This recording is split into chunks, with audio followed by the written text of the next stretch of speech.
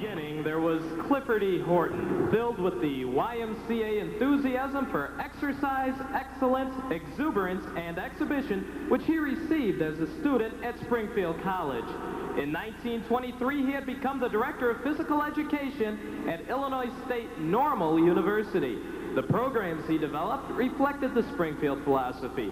One evidence of that philosophy was his providing leadership to a group of male students at Illinois State Normal University who put on exhibitions of tumbling, pyramids, and comedy stunts between halves of basketball games, YMCA circuses, and public schools.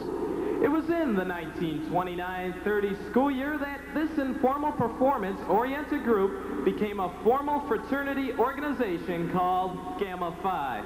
Fathered by Horton, it was here where students started calling Horton affectionately Pop. Approval of the Gamma Phi concept occurred in 1929. The members would like to thank past sponsors who have continued the philosophy which Dr. Horton originated.